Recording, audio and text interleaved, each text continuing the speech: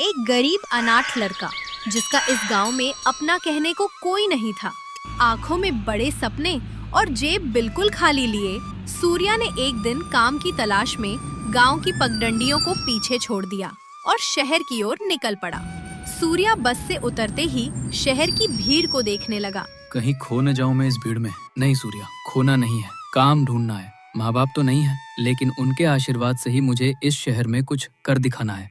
आखिरकार उसकी किस्मत ने उसे पहुंचाया शहर के सबसे मशहूर और बड़े बिरयानी वाले उस्ताद नवाब के यहाँ। सूर्या को काम मिला, लेकिन सिर्फ बर्तन धोने का। कुछ दिनों तक वो चुपचाप अपना काम करता रहा, पर उसकी असली दिलचस्पी उन जूठे बर्तनों में नहीं, बल्कि उस्ताद नवाब के उन खास मसालों और बिरयानी पकाने के तरीके में थी। वो दूर से ही उस्ताद को खाना बनाते हुए देखता और अपने मन में हर एक मसाला, हर एक तरीका नोट करता रहता। उस्ताद नवाब जोर से चिल्लाते हुए, बिरयानी की प्लेट को जमीन पर फेंकते हुए, तेरी जुर्रत कैसे हुई मेरे किचन में मेरी मर्जी के बिना बिरयानी पकाने की?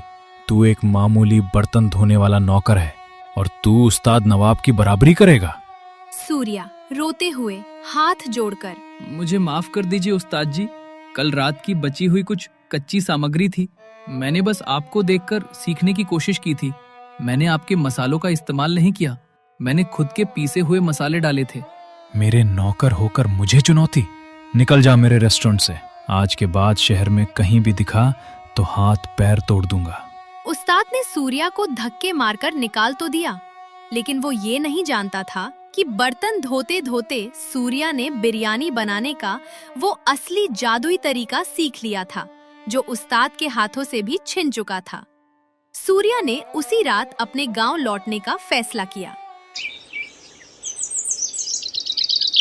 गांव का बाजार, चौराहे पर एक बहुत ही चमचमाता हुआ ठेला लगा है, जिस पर बड़े बड़े अक्षरों में लिखा है, राजू की स्पेशल मुरादाबादी बिरयानी, मात्र 40 रुपए।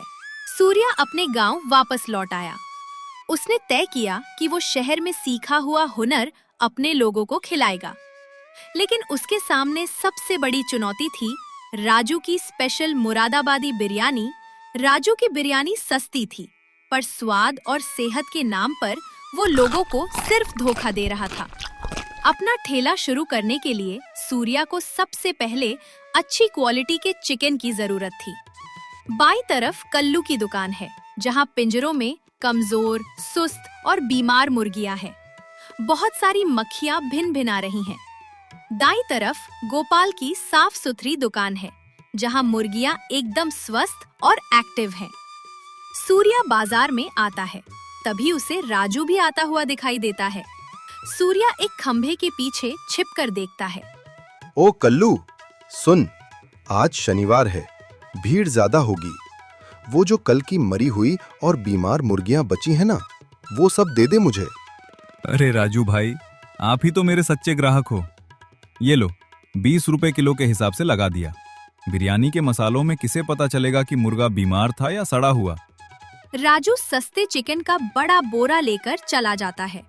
सूर्या ये देखकर हैरान और दुखी हो जाता है। सूर्या अब दाईं तरफ गोपाल की दुकान पर जाता है।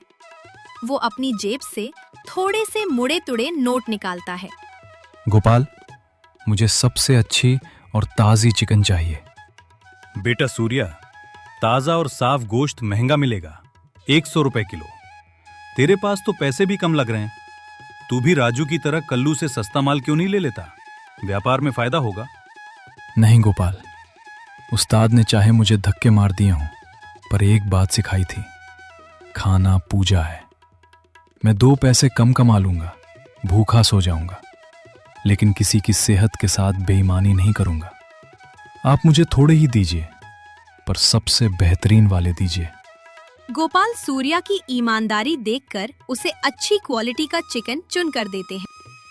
सूर्या एक बड़े बर्तन में ताजे लाल और सफेद चिकन के टुकड़ों को डालता है। उसके ऊपर गाढ़ा दही, अदरक लहसुन का पेस्ट, हल्दी, तीखी लाल मिर्च और अपना हाथ से पीसा हुआ गरम मसाला और उसमें लंबे दाने वाला बासमती चावल डालकर उसे पकने के लिए छोड़ देता है। जब डेक के किनारों से भाप बाहर निकलने लगी, तो मसालों, केसर और पुदीने की जो महक उठी वो किसी को भी मदहोश करने के लिए काफी थी। ठेला भले ही छोटा था, लेकिन उसके हुनर में कोई कमी नहीं थी। शहर के बड़े किचन में काम करते हुए उसने जो बेहतरीन पकाने की कला अपनी आंखों से सीखी थी, आज वही जादू वो अपने हाथों से लोगों के सामने परोसने वाला था। उसे पूरा विश्वास था कि अगर स्वाद लोगों के दिल तक पहुंच गया तो एक दिन यही छोटा सा ठेला उसकी सबसे बड़ी पहचान बन जाएगा। बाजार का चौराहा, राजू के ठेले के ठीक सामने सूर्या का छोटा ठेला। राजू अपने ग्राहकों से जोर से कहते हुए, अरे देखो, कल का छोकरा चला है बिरयानी बेचने। ओ सूर्या, शहर से बर्तन धोकर क्या आया, खुद को शेफ समझने लगा? मेरे 40 रुपए के सामने तेरी 80 रुपए की बिरयानी कौन खाएगा? तू शाम तक ऐसे ही मक्खियां मारेगा। राजू भाई, आप अपना काम कीजिए, मुझे अपना करने दीजिए। मैं खाना बेचता हूं, बीमारी नहीं। जिसका मन होगा वो खाएगा। पूरा दिन बीता जाता है। राजू की सारी बिरयानी बिक जाती है। सूर्या के पास कोई नहीं आता, क्योंकि गांव के लोगों को 80 रुपए बहुत ज्यादा लग रहे थे। शाम को सूर्या उदास मन से घर लौटता है। अगले दिन सूर्या फिर से आस लगाए खड़ा है। तभी गांव के सबसे बड़े और सख्त मिजाज जमींदार साहब अपनी कार से उतरते हैं।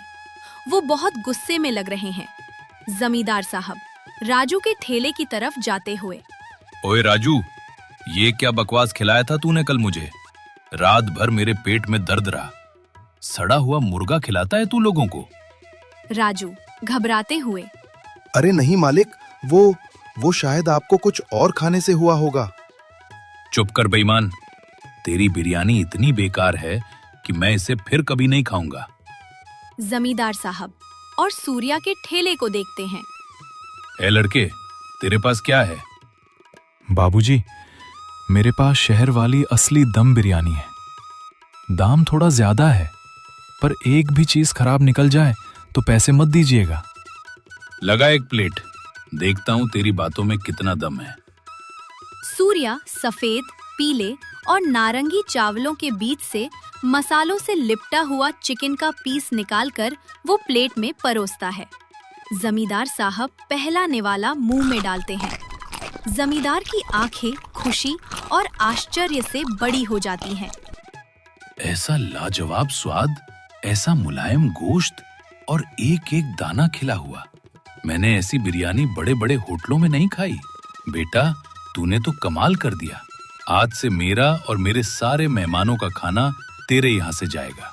ये सुनकर आसपास खड़े लोग भी सूर्या की बिरयानी खाने के लिए आ जाते हैं। राजू का मुंह खुला का खुला रह जाता है। जमींदार साहब की बात पूरे गांव में आग की तरह फैल गई। लोगों ने जब सूर्या की बिरयानी खाई तो उन्हें समझ में आ गया कि 40 रुपए की सस्ती और गंदी बिरयानी खाने से अच्छा है 80 रुपए की शुद्ध और मजेदार बिरयानी खाना। सूर्या की देग अब दोपहर होते होते खाली होने लगी। राजू का ठेला पूरी तरह से सूना पड़ा है। कुछ लोग राजू की दुकान पर आते हैं और उसे खरी खोटी सुनाते हैं। राजू, हमें पता चल गया है कि तू कल्लू कसाई से बीमार मुर्गे लाता था, इसीलिए तेरी बिरयानी खाकर मोहल्ले के बच्चे बीमार पड़ रहे थे। तेरी शिकायत हमने थाने में कर दी है। पुलिस आती है और राजू का ठेला बंद करवा देती है। राजू सिर पकड़कर रोने लगता है। 1 साल बाद एक बड़ा सा चमकदार रेस्टोरेंट दिख रहा है, जिस पर लिखा है सूर्या दम बिरयानी। अंदर बहुत भीड़ है, लेकिन आज भी वो खुद अपने हाथों से देग खोल रहा है। सूर्या अपने हाथों से बनाई हुई बिरयानी ग्राहकों को परोसता है। तभी एक कार रेस्टोरेंट के बाहर रुकती है। उसमें से कोई और नहीं बल्कि शहर का वही उस्ताद नवाब उतरता है। उस्ताद नवाब की हालत अब थोड़ी खस्ता लग रही है। शायद उसका रेस्टोरेंट अब उतना नहीं चलता। वो अंदर आता है। सूर्या उसे देखकर तुरंत पहचान जाता है। उस्ताद जी, आप यहाँ? सूर्या, ये रेस्टोरेंट तेरा है? शहर में हर जगह इसी की चर्चा है कि इस गांव में एक लड़के के हाथों में जादू है। मुझे नहीं पता था वो लड़का तू है। उस्ताद जी, मैंने कभी आपके मसालों की चोरी नहीं की। मैंने बस आपके उस हुनर की पूजा की थी जो आपने मुझे दूर से दिखाया था। मेरी ये सफलता आपके बिना मुमकिन नहीं थी। आइए आज अपने शागिर्द के हाथ की बिरयानी चख कर देखिए। सूर्या उस्ताद नवाब को बिरयानी खिलाता है। बिरयानी खाते ही घमंडी उस्ताद की आंखों से आंसू छलक पड़ते हैं। वो खड़ा होकर सूर्या को गले लगा लेता है। मुझे माफ कर दे बेटे, मैंने हुनर को पैसों और घमंड से तौलने की भूल की थी। असली उस्ताद मैं नहीं, तू है।